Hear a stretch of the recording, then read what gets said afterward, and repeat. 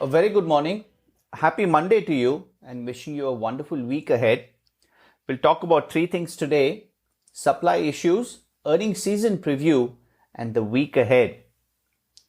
The economy is in the mood to party, but supply issues are threatening to kill the vibe. I like the way this was covered in Wall Street Journal. The latest snag comes from Johnson & Johnson, whose COVID-19 vaccine deliveries in the US are expected to plunge by more than 80% next week due to manufacturing challenges. That throws some cold water on the vaccination rollout.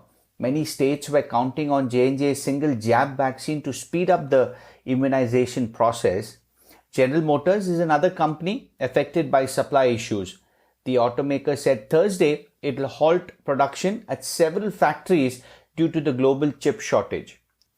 Shoppers looking to refresh their wardrobe too are likely to see impact to clothing selection in stores. None of that was enough to bring the markets down though.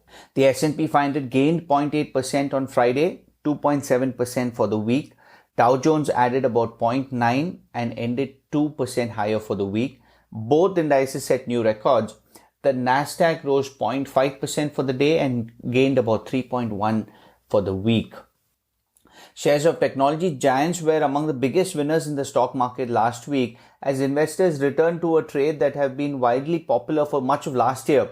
Bond markets calm, with yields dropping 4 straight days before ticking slightly higher on Friday. Twitter shares added about 12% for the week. Apple gained about 8.1%. Some preview and numbers that we have to keep in mind as the earnings season starts this week. The S&P 500 traded about 22.6 times its projected earnings over the next 12 months, above the 5-year average of about 18.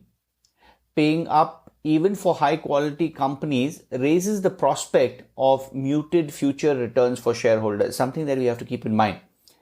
It's no surprise that earnings are expected to leap for the quarter because Wall Street measures profit against the same 3-month period a year earlier, one that in 2020 included the rapid shutdown of much of American businesses in the face of spreading coronavirus pandemic.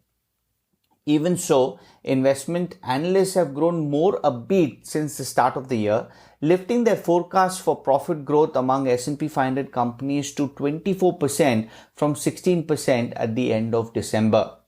For 2021 as a whole, profits for companies in the index are expected to rise 26% from a year earlier.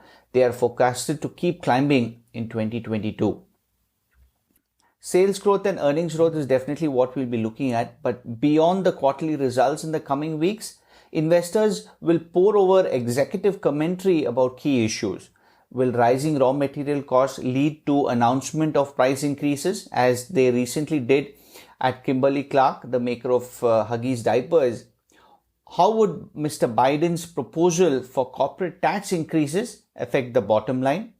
With investors counting on sharp economic growth, how much further can rising consumer confidence improve the outlook for companies? These are the questions that I think investors will be keeping a very keen eye on. For the first quarter, analysts expect earnings to rise in 9 of the 11 sectors in the S&P 500. The strongest growth is projected among consumer discretionary, financial and materials group, all of which tend to be sensitive to the strength of the economy. Only the energy and industrial groups are forecasted to post lower profits. Lastly, in terms of the week ahead, earnings season kicks off with a bang. JP Morgan, Goldman, Wells Fargo hit on Wednesday, with Citi on Thursday and Morgan Stanley at the end of the week. The Archegos fallout will be in the spotlight as well as the outlooks. BlackRock, State Street are also due. Some more names that I'll be looking out for over this week would be TCS, Tata Consultancy Services, Infosys, Delta Air. TSMC's earnings is on Thursday, which will give further insight into the much discussed global chip shortage. On the chip shortage bit, the Biden administration's top national security and economic advisors meet semiconductor and auto company leaders on Monday to discuss the squeeze. Attendees include GM, Ford, Alphabet, Intel, Samsung, and TSMC. In Asia, expect big numbers for Chinese economic data. First quarter GDP should come in at a record on Friday with solid gains even when prior year distortions are stripped out. For March, export growth may have picked up at a sizzling 38%, and industrial output, retail sales and fixed asset investment could all rise by double digits. New lending probably rebounded with consensus for aggregate financing of 3.7 trillion yuan, which is about 565 billion. In terms of economic data from the US, we'll be looking out for US retail sales due out Thursday, probably surged in March as stimulus checks hit the wallets and fuel consumer spending. Lastly, the Fed officials will be out in force this week. The central bank hosts a virtual event on racism and the economy on Tuesday with regional presidents Esther George, Mary Daly, Raphael Bostic, Loretta Master to attend. On Wednesday, Vice Chair Richard Clarida, Bostic and John Williams will speak in events.